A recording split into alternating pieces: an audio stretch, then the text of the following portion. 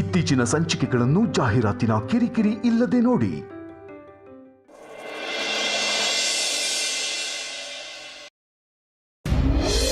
ತುಂಬಾ ಒಳ್ಳೆ ಕೆಲಸ ಮಾಡಿದ್ಯಾ ಮಚಾರಿ. ಈ ಕೆಲಸಕ್ಕೆ ನನಗೆ ಎಷ್ಟು ಥ್ಯಾಂಕ್ಸ್ ಹೇಳಿದ್ರು ಕಡಿಮೆನೆ. ನನ್ನ ತಮ್ಮನ್ನ ನಿನ್ನ ಸ್ವಂತ ಅಣ್ಣ ಥರ ನೋಡ್ಕೊಂಡಿದ್ಯಾ. Thank you so much for that. I love you. Hello, excuse me. ಬರೀ ಹೆಂಡತಿಗೆ ಥ್ಯಾಂಕ್ಸ್ ಹೇಳಿದ್ರೆ ಸಾಲದು, ಇದರಲ್ಲಿ ನಂದು ಕಾಂಟ್ರಿಬ್ಯೂಷನ್ ಇದೆ ಅಪ್ಪ. ನನಗೂ ಥ್ಯಾಂಕ್ಸ್ ಹೇಳ್ಬೋದು. ಆಕ್ಚುಲಿ ಐ ಲವ್ ಯು ಅಂದ್ರೂ ನೋ ಪ್ರಾಬ್ಲಮ್.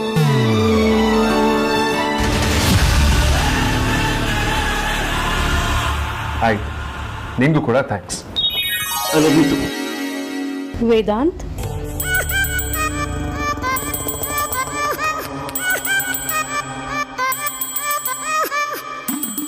ನಿನ್ನ ಹೆಂಡತಿ ಮತ್ತು ನಿನ್ನ ತಂಗಿಗೆ ಥ್ಯಾಂಕ್ಸ್ ಹೇಳಿದ್ರೆ ಸಾಲದಪ್ಪ, ವೈಜಯಂತಿ ಅವ್ರಿಗೂ ಥ್ಯಾಂಕ್ಸ್ ಹೇಳಬೇಕು.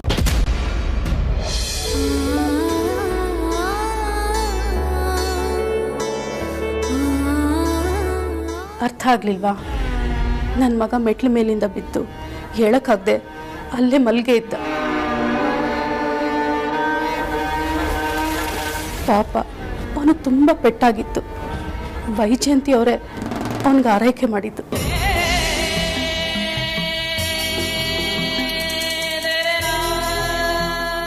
ಎದ್ದು ಕೂತ್ಕೊಳ್ಳೋ ಥರ ಮಾಡಿದ್ದಾರೆ. ಅವ್ರ ಶ್ರಮ ತುಂಬಾ ಇದೆ.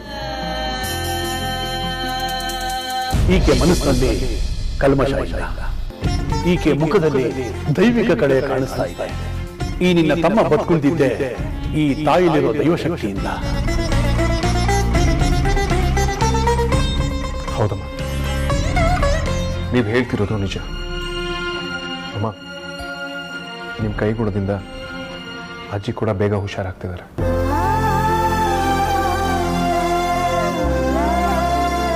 ಧ್ರುವನೂ ಚೇತರಿಸ್ಕೊಳ್ತಿದ್ದಾನೆ. ಥ್ಯಾಂಕ್ ಯು ಅಮ್ಮ.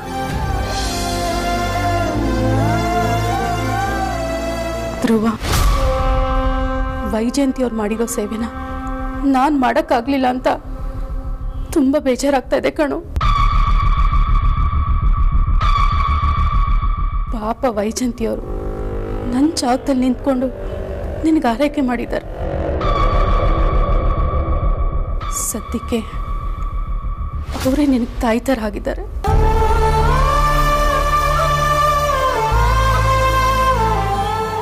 ನಾನು ತಾಯಿಯಾಗಿರೋ ಬದಲು ವೈಜಯಂತಿಯವರೇ ನಿನಗೆ ತಾಯಿಯಾಗಿದ್ದಿದ್ರೆ ಚೆನ್ನಾಗಿರೋದು ಅಂತ ಅನಿಸ್ತಾ ಇದೆ.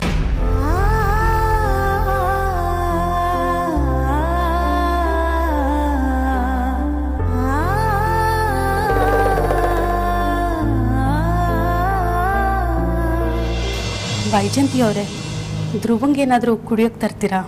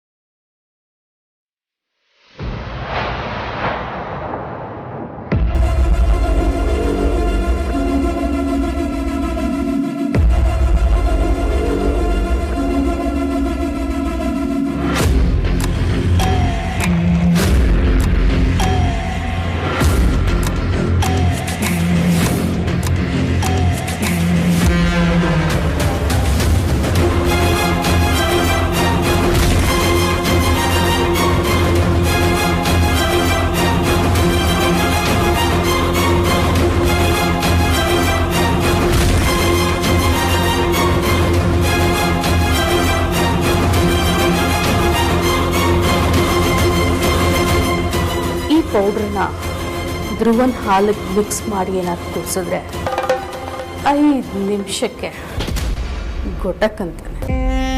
ಹೇಗೆ ಸತ್ತ, ಯಾಕೆ ಸತ್ತ ಅಂತ ವೈದೇಹಿ ತಲೆ ಮೇಲೆ ಬರುತ್ತೆ. ಈ ಕಡೆ ಧ್ರುವನು ಜಾಗ ಖಾಲಿ ಮಾಡ್ತಾನೆ, ಅಲ್ಲಿ ವೈದೇಹಿನೂ ಜೈಲ್ಗೆ ಹೋಗ್ತಾಳೆ. ಅವಳೇನಾದ್ರೂ ಬೇಲ್ ಮೇಲೆ ಆಚೆ ಬಂದರೂ ಅವಳ ಮಕ್ಕಳು ಅವಳನ್ನ ನಂಬಲ್ಲ ಅನ್ನೋಕ್ಕಿಂತ ಕ್ಷಮಿಸಲ್ಲ. ಅಲ್ಲಿಗೆ ಅವಳ ಕತೆ ಮುಗಿಯುತ್ತೆ, ನನ್ನ ಕತೆ ಶುರುವಾಗುತ್ತೆ.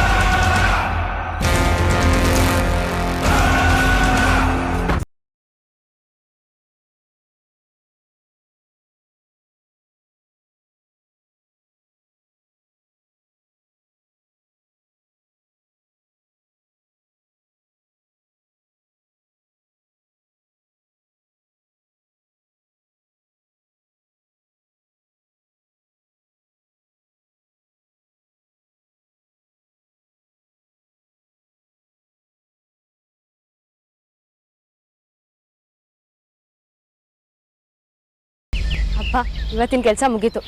ಈಗ ಮನೆಗೆ ಹೋಗಿ ಓದ್ಕೊಂಡ್ಬಿಡ್ತೀನಿ. ಫಸ್ಟ್ ಲಾಗೌಟ್ ಆಗ್ತೀನಿ.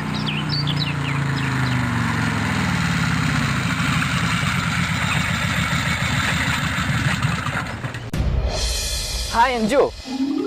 ನೋಡು, ನೀನ್ ನಂಗೆ ಅಂಜು ಅಂತ ಕರೆದ್ರೆ ಇಷ್ಟ ಆಗಲ್ಲ. ಅಷ್ಟಕ್ಕೂ ಹಾಗೆ ಕರೆಯಕ್ ನೀನ್ ಯಾರು? ನಾನ್ ವಿವೇಕ್ ಅಂಜು. ಪದೇ ಪದೇ ಅಂಜು ಅಂತ ಕರಿಬೇಡ, ನನಗೆ ಇರಿಟೇಟ್ ಆಗುತ್ತೆ.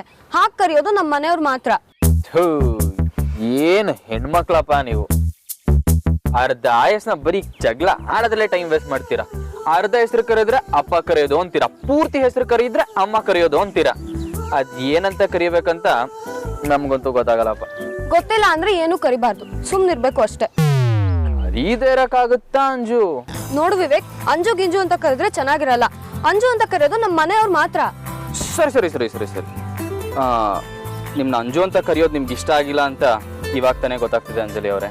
ಇನ್ಮೇಲೆ ಯಾವತ್ತೂ ನಿಮ್ನ ಅಂಜು ಅಂತ ಕರೆಯಲ್ಲ ಅಂಜಲಿ ಅವರೇ. ಈಗಷ್ಟೇ ಗೊತ್ತಾಯ್ತು ನಿಮ್ ಮನೆಯವ್ರು ಮಾತ್ರ ನಿಮ್ನ ಅಂಜು ಅಂತ ಕರೀತಾರೆ ಅಂತ ಅಂಜಲಿ ಅವರೇ. ಅದಕ್ಕೆ ಒಂದು ಡಿಸೈಡ್ ಮಾಡ್ಕೊಂಡಿದೀನಿ, ಇನ್ಮೇಲೆ ಡೀಸೆಂಟ್ ಆಗಿ ಅಂಜು ಅಂತ ಕರೆಯೋದ್ ಬಿಟ್ಟು ಬಾಯಿ ತುಂಬಾ ಅಂಜಲಿ ಅವರೇ ಅಂತ ಕರಿತೀನಿ. ಇನ್ನೊಂದ್ಸಲ ಕ್ಷಮಿಸಿದೀನಿ ಅಂತ ಹೇಳಿ ಅಂಜು ಅಲ್ಲಲ್ಲ ಅಂಜಲಿ ಅವರೇ. ಆಲ್ರೆಡಿ ಅಂಜು ಅಂತ ಕರೆಯಲ್ಲ ಅಂತ ಹೇಳಿ 20 ಸಲ ಹೇಳಿದ್ಯಾ ವಿವೇಕ್. ಈ ಅಂಜು ಅನ್ನೋ ಪದಕ್ಕೂ ನನಗೂ ಯಾವುದೋ ಜನ್ಮದ ಸಂಬಂಧ ಇದೆ ಅಂತ ಅನ್ಸುತ್ತೆ. ಯಾವಾಗ ನೋಡಿದ್ರು ನಾನು ಬಾಯಿಲಿ ಅಂಜು ಅಂಜು ಅಂಜು ಅಂತಾನೆ ಬರ್ತಿರುತ್ತೆ. ಬಟ್ ಇನ್ಮೇಲಿಂದ ಬರಲ್ಲ ಬಿಡಿ. ಯಾಕೆ ಹೇಳಿ, ಅಂಜಲಿ ಅನ್ನೋರ್ನ ಆಲ್ರೆಡಿ ಜನ್ಮದಲ್ಲಿ ನಾನು ಮೀಟ್ ಮಾಡಿದ್ದೀನಿ. ಅವ್ರ ಹೆಸರನ್ನ ನನ್ನ ಮನ್ಸಲ್ಲಿ ಹಾಕ್ಸ್ಕೊಂಡಿದ್ದೀನಿ. ಇನ್ಮೇಲೆ ಯಾರು ಬಂದ್ರು ಅದನ್ನ ಅಳ್ಸೋಕ್ಕೂ ಆಗಲ್ಲ, ಒರ್ಸೋಕ್ಕೂ ಆಗಲ್ಲ. ಯಾಕೆ ಹೋಗಲ್ಲ? ಖಂಡಿತ ಹೋಗುತ್ತೆ. ಅಯ್ಯ, ಮೈ ಮೇಲಿರೋ ಹಚ್ಚೆನ ಮಚ್ಚೆನ ಯಾರ ಕೈಯಿಂದನೂ ಅಳ್ಸಕ್ಕಾಗಲ್ಲ ಅನ್ನೋ ವಿಷಯ ನಿಮಗ್ ಗೊತ್ತಿಲ್ಲ ಅನ್ಸುತ್ತೆ ಅಂಜಲಿ ಅವರೇ. ಹೋಗ್ಲಿ ಬಿಡಿ, ನಾವ್ ಯಾಕೆ ಜಗಳ ಮಾಡ್ಕೊಬೇಕು? Let's be friends.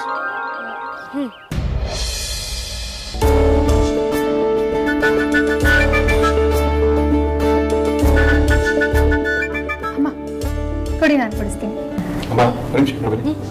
ಅಮೂಲ್ಯ, ನನ್ನ ತಮ್ಮನಿಗೆ ನಾನೇ ಹಾಲು ಕೊಡಿಸ್ಬೇಕು. ಏನು ಬೇಕಾಗಿಲ್ಲ, ನಾನೇ ಕೊಡಿಸ್ತೀನಿ ಬಿಡಿ. ನಾನು ಹಾಲು ಕೊಡಿಸ್ತೀನಿ, ನನ್ನ ತಮ್ಮನು. ಎಲ್ಲ ಆದ್ಮೇಲೆ ಕ್ರೆಡಿಟ್ಸ್ ತಗೊಳಕ್ ಬಂದಿದ್ಯಾ? ಏನ್ ಬೇಕಾಗಿಲ್ಲ, ನಾನೇ ಕೊಡಿಸ್ತೀನಿ. ನೋಡು, ಈ ಕೆಲಸ ನೀನ್ ಮಾಡಿಲ್ಲ ಅಂದ್ರೂ ನಾನು ನಾನೇ ಮಾಡ್ತಿದ್ದೆ, ಬಿಟ್ಬಿಡು.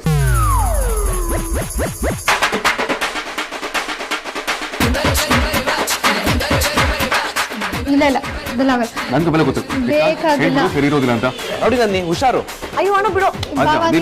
ನಂಗೆ ಬೆಲೆ ಗೊತ್ತು, ನಾನು ಕುಡಿಸ್ಬೇಕು. ನಾನು ಕುಡಿಸ್ಬೇಕು ಅಂತ ನೀನು ಧ್ರುವನೇ ಕೇಳಿ ನೋಡು, ನಾನೇ ಕುಡಿಸ್ಬೇಕು. ನಾನೇ ಕೊಡಿಸ್ಬೇಕು.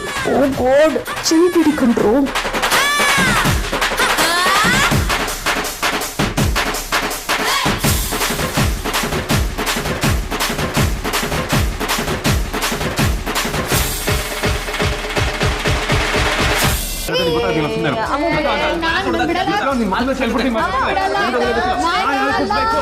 ವೇದಾಂತ್, ಅಮೂಲ್ಯ,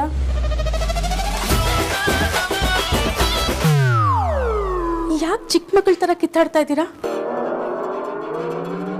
ನೀವಿಬ್ರು ಈ ತರ ಕಿತ್ತಾಡ್ತಾ ಇದ್ರೆ ಧ್ರುವಂಗ್ ತಂದಿರೋ ಹಾಲ್ ಚೆಲ್ಲೋಗಲ್ವಾ?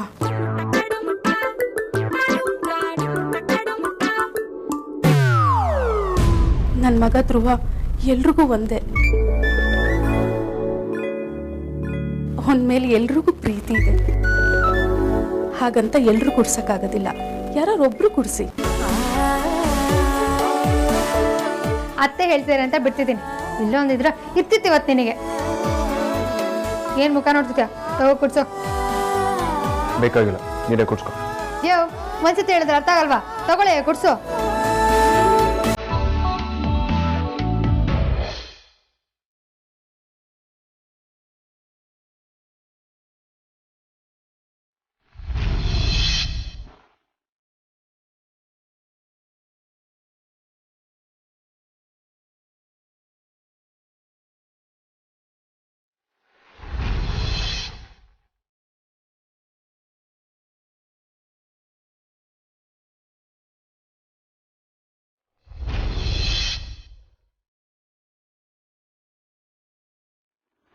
ಧ್ರುವ, ಅದೃಷ್ಟ ಅಂದ್ರೆ ನಿಂದೆ ಕಣೋ.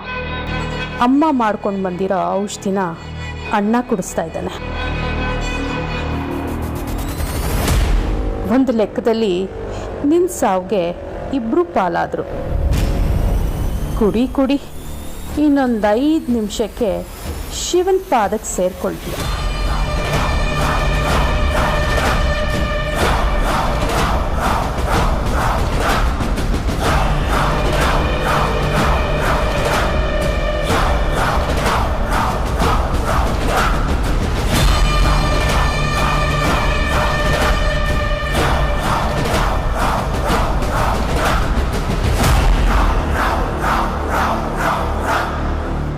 ಗುಡ್ ಬಾಯ್. ವಿಕ್ರಾಂತ್, ಧ್ರುವನಿಗೆ ಸಾಕಾಯ್ತು ಅನ್ಸುತ್ತೆ.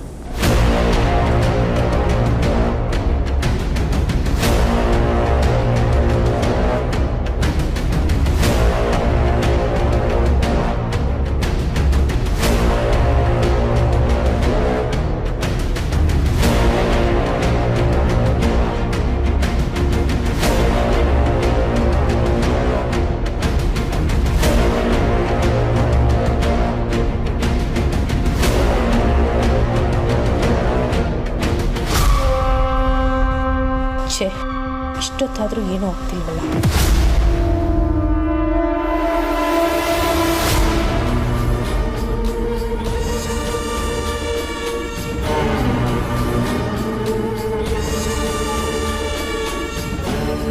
ಧ್ರುವನ್ಗೆ ಹಾಲಿನಲ್ಲಿ ಮಿಕ್ಸ್ ಮಾಡ್ಕೊಡಕ್ಕೆ ಹೊಸ ಪೌಡರ್ ಪ್ಯಾಕೆಟು ಅಡುಗೆ ಮನೆಯಲ್ಲಿತ್ತು. ಅದನ್ನ ನೀವೇನಾದ್ರೂ ತಂದಿಟ್ರಾ? ಅಮ್ಮ, ಅದು ನಾನು ಅಡುಗೆ ಮನೆಗೆ ಏನಕ್ಕೋ ಹೋಗಿದ್ದೆ. ಆ ಪ್ಯಾಕೆಟ್ ಎಕ್ಸ್ಪೈರಿ ಡೇಟ್ ಆಗೋಗಿತ್ತು. ಅದಕ್ಕೆ ನಾನು ಇದನ್ನು ರೀಪ್ಲೇಸ್ ಮಾಡಿ ಇಟ್ಟೆ. ಏನಾದರೂ ಪ್ರಾಬ್ಲಮಾ? ಸರಿ.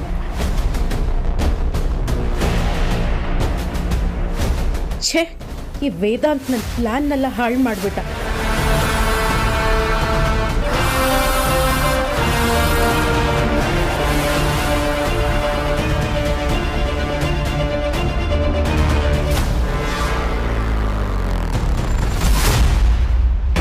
ಆದ್ರೂ ನೀನು ತುಂಬಾ ಮಾತಾಡ್ತೀಯ.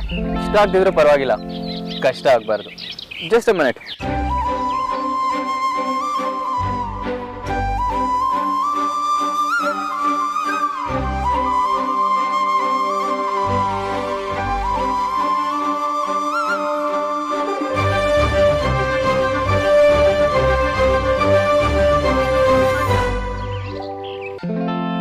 ತಗೊಳ್ಳಿ ಮಿಸ್ ಅಂಜಲಿ ಅವರೇ, ಇದು ನಿಮಗೆ ಅಂತಾನೆ ಸ್ಪೆಷಲ್ ಆಗಿ ಆರ್ಡರ್ ಕೊಟ್ಟು ಒಂದು ಬೆಳಿಗ್ಗೆ, ಒಂದು ಸಂಜೆ, ಒಂದು ರಾತ್ರಿ ಕಾದ್ ನಿಮ್ಗೆ ಅಂತ ಸ್ಪೆಷಲ್ ಆಗಿ ಮಾಡ್ಕೊ ಬಂದಿರೋ ಪಿಜ್ಜಾ. ಸುಳ್ಳು ಹೇಳ್ಬೇಡ, ಇದು ಕಸ್ಟಮರ್ಗೆ ಅಂತ ಮಾಡಿತ್ತಾನೆ. ಖಂಡಿತವಾಗ್ಲೂ ಇದು ಕಸ್ಟಮರ್ ಕೊಡ್ಬೇಕಾಗಿರೋದೆ. ಅವ್ರ ಮನೆ ಹತ್ರ ಹೋಗಿದ್ದೆ, ಲಾಕ್ ಹಾಕಿತ್ತು, ಯಾರು ಇರ್ಲಿಲ್ಲ. ಆರ್ಡರ್ ಕ್ಯಾನ್ಸಲ್ ಆಯ್ತು. ಇನ್ಮೇಲೆ ಆರ್ಡರ್ ಅವ್ರದಲ್ಲ, ನಮ್ದೇ. ನೀನ್ ಆರಾಮಾಗಿ ತಿನ್ನು.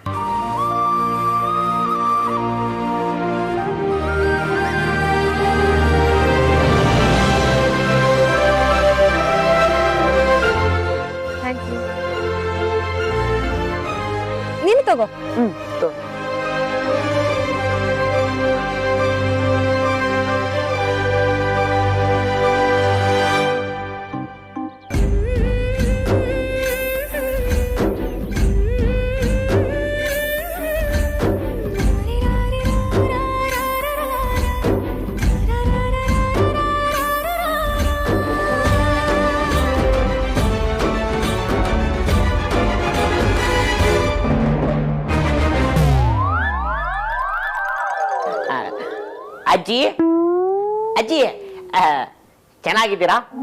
ಯಾರು ಕಾಂತಾನಾ? ನಾನೇ ಅಜ್ಜಿ. ಅದೇ ಬಾಸು ನಿಮ್ಗೆ 30ರಿಂದ 40% ಕಣ್ ಕಾಣಿಸುತ್ತೆ ಅಂತ ಹೇಳಿದ್ರು, ಅದಕ್ಕೆ ಹೇಗಿದ್ದೀರಾ ಅಂತ ಕೇಳ್ಕೊಂಡೋಗೋಣ ಅಂತ ಬಂದೆ.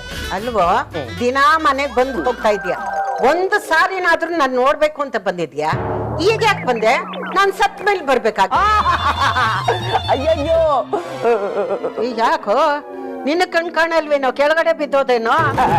ಮೇಲ್ ಕೂತ್ಕೊಳ್ಳೋ. ಅಜ್ಜಿ, ಯಾಕೆ ನೀವು ಎಲ್ಲರ ತರ ನನ್ ಮೇಲೆ ಬ್ಲಾಸ್ಟ್ ಆಗ್ತಾ ಇದ್ದೀರಾ? ನಾನು ಬರ್ಬಾರ್ದಿತ್ತ? ಬರ್ಬಾರ್ದಿತ್ತು ಅಂತ ಹೇಳಲಿಲ್ಲಪ್ಪ. ಹುಷಾರಿಲ್ದೆ ಇದ್ದಾಗ ಎಷ್ಟ್ ದಿನ ಬರ್ದೇ ಇದ್ದವನು ಈಗ ಬಂದಿದೆಯಲ್ಲ, ಯಾಕೆ ಅಂತ ಕೇಳ. ಏನ್ ಮಾಡ್ಲಿ, ಬಡ ಬಾಸು ಕೈ ತುಂಬಾ ಕೆಲ್ಸ, ಮೈ ತುಂಬಾ ಜವಾಬ್ದಾರಿ ಕೊಟ್ಬಿಟ್ಟಿರ್ತಾರೆ. ಮಾಡ್ಲಿಲ್ಲ ಅಂದ್ರೆ 1 ವರ್ಷಕ್ಕೆ ಸಂಬಳ ಕೊಟ್ಟು ಒದ್ದು ಓಡಿಸ್ತಾರೆ, ಅದಕ್ಕೆ ಬರಕ್ಕಾಗಿಲ್ಲ. ಸರಿ ಬಿಲ್ಡಪ್ ಕೊಟ್ಟಿ ಸಾಕು. ಈಗ ಬಂದಿದ್ದೇನು ಅದನ್ನ ಹೇಳು. ಅಜ್ಜಿ, ನಾನ್ ನಿಮ್ಗೂ ಟೆಸ್ಟ್ ಮಾಡ್ತೀನಿ, ನೀವು ನನಗೆ ಎಷ್ಟು ಕಾಣಿಸುತ್ತೆ ಅಂತ ಹೇಳ್ಬೇಕು. ಎಲ್ಲಾರು ಆಯ್ತು, ನೀನೊಬ್ಬ ಬಾಕಿ ಇದ್ದೆ. ಅದೇನ್ ಟೆಸ್ಟ್ ಮಾಡ್ತೀಯಾ? ಮಾಡು. ಇದೆಷ್ಟು? 2. ಬಡ ಬಾಸು ನಿಮ್ಗೆ 30 to 40% ಕಾಣಿಸುತ್ತೆ ಅಂತ ಹೇಳಿದ್ರು, ಆದ್ರೆ ಆಕ್ಚುಲಿ ನಿಮ್ಗೆ 50% ಕಾಣಿಸ್ತಾ ಇದೆ. ಯಾಕಂದ್ರೆ ನನ್ನ ತೋರಿಸಿದ್ದು 4, ಅದ್ರಲ್ಲಿ ನೀವು 2 ಅಂತ ಹೇಳ್ತಾ ಇದ್ದೀರಾ. ಈಗ ನಿಮ್ಗೆ ಇನ್ನೊಂದು ಟೆಸ್ಟ್ ಮಾಡ್ಲಾ? ಸರಿ ಮಾಡು. ಬಂದೇ ಇರಿ.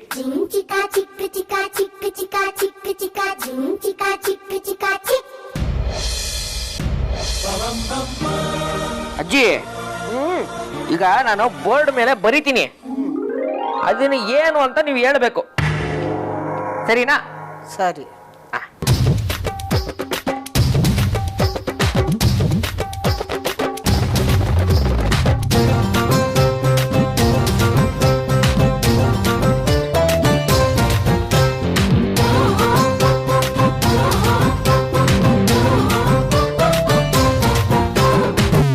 ಈಗ ಈ ಬೋರ್ಡ್ ಮೇಲೆ ಏನ್ ಬರ್ದಿದ್ದೀನಿ ಅಂತೇಳಿ? G E T O U, ಕೊನೆಯದು ಟಿ. ನಾನು ಬರ್ತಿರೋದು ABCD, ಆದ್ರೆ ನೀವು GETOUT ಅಂತ ಇದ್ದೀರಾ, ಅಂದ್ರೆ ಗೆಟ್ ಔಟ್ ಅಂತಾನ. ಅಜ್ಜಿ, ನೀವು ನನ್ನ ಇಂಡೈರೆಕ್ಟ್ ಆಗಿ ಗೆಟ್ ಔಟ್ ಕಳ್ಸ್ಕೋ ಅಂತ ಹೇಳ್ತಾ ಇದೀರಾ? ಇಂಡೈರೆಕ್ಟ್ ಆಗಿ ಅಲ್ಲ ಕಣೋ, ಡೈರೆಕ್ಟ್ ಆಗಿ ಹೇಳ್ತಾ ಇದ್ದೀನಿ. ಇಲ್ಲಿಂದ ಜಾಗ ಖಾಲಿ ಮಾಡು, ಇಲ್ಲ ಅಂದ್ರೆ ಚೆಚ್ಚಾಕ್ಬಿಡ್ತೀನಿ. ಅಯ್ಯಯ್ಯೋ ಅಜ್ಜಿ, ಬೇಡ, ಮೊದ್ಲೇ ನಿಮಗ್ ಕಣ್ಣು ಕಾಣಿಸಲ್ಲ. ಎಲ್ಲೋ ಬೀಳು ಏಟು, ಎಲ್ಲೋ ಬಿದ್ದು ನಾನು ಕುರುಡಾನೋ ಕುಂಟಾನೋ ಆಗ್ಬಿಟ್ರೆ ತುಂಬಾ ಕಷ್ಟ ಆಗುತ್ತೆ. ಅಜ್ಜಿ, ಕಣ್ ಮುಚ್ಕೊಳ್ಳಿ. ಮೊದ್ಲೇ ಕಣ್ ಕಾಣಲ್ಲ, ಮತ್ತೆ ಕಣ್ಣೆ ಹಾಕೊಂಡ್ ಮುಚ್ಕೊಳ್ಳಿ ನಾನು. ಹೌದಲ್ವಾ? ಕರೆಕ್ಟ್. ನಾನೇನಾದ್ರೂ ಇನ್ನೊಂದು 5 ಸೆಕೆಂಡ್ ಇಲ್ಲೇ ಇದ್ರೆ ನೀವು ನನ್ನ ಜಡ್ಜದಲ್ಲ ಸರಿಗೆ ರುಬ್ಬಾಕ್ಬಿಡ್ತೀರಾ. ತರ್ಲೆ ನನ್ ಮಗ, ಸುಮ್ಮನೆ ತಲೆ ತಿಂತಾನೆ. ಬಾಬಾ ಚೆಚ್ಚಬೇಕಾಗಿತ್ತು. ಬಾ ರಾಘವೇಂದ್ರ, ನನ್ನಪ್ಪ.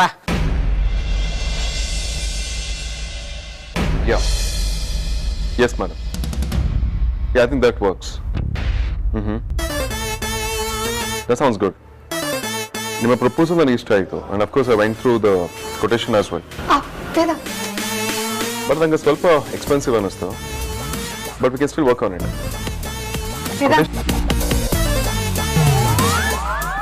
Yeah, but we can still work on it. ಯಾವಾಗ್ಲೂ ಬೇರೆ ಕಷ್ಟ ಸುಖ ಕೇಳದೇ ಆಗೋಯ್ತು. ಗೊತ್ತಿನಂತ ಹೆಂಡತಿ ಇದ್ದಾಳೆ, ಅವಳ ಕಷ್ಟ ಸುಖನೂ ಕೇಳ್ಬೇಕು, ಅವಳ ಆಸೆನೂ ಈಡೇರಿಸ್ಬೇಕು ಅಂತ ಅನ್ಸಲ್ವಾ ನಿಂಗೆ? ಅನ್ಸಲ್ವಾ ನಿಂಗೆ? ಫೋನಲ್ಲಿ ಇದೀನಿ, ನಂಗೆಲ್ಲ ಗೊತ್ತಿಲ್ಲ. ಐಸ್ ಕ್ರೀಮ್ ತಿನ್ಬೇಕು ಅನ್ಸುತ್ತೆ, ಬಾ ಹೋಗೋಣ. ಕೆಲಸ ಮಾಡ್ತಿರುವಾಗ ಡಿಸ್ಟರ್ಬ್ ಮಾಡೋಣ ಅಂತ ಹೇಳೋದು, ಸುಮ್ಮನೆ ಹೋಗು. ಯಾ, ಐಮ್ ಸಾರಿ. ದುಡಿಯೋ ಹುಡುಗರನ್ನ ಮದ್ವೆ ಆದ್ರೆ ಚೆನ್ನಾಗಿರ್ತಾರೆ ಅಂತ ಹೇಳ್ತಾರೆ, ಆದ್ರೆ ಅದೆಲ್ಲ ಶುದ್ಧ ಸುಳ್ಳು. ದುಡಿತೀನಿ ಅಂತ ಮನೇನೆ ಆಫೀಸ್ ಮಾಡ್ಕೊಂಡ್ಬಿಟ್ಟಿರ್ತಾರೆ. ಹೆಂಡ್ತಿನ ಕಾಫಿ ಟೀ ಕೊಡೋ ಕೆಲ್ಸದವ್ರು ಅಂದ್ಕೊಂಡ್ಬಿಟ್ಟಿರ್ತಾರೆ. ಇಂಥವ್ರನ್ನೆಲ್ಲ ಈ ಸುಖಕ್ಕೆ ಯಾಕೆ ಮದ್ವೆ ಆಗ್ಬೇಕು?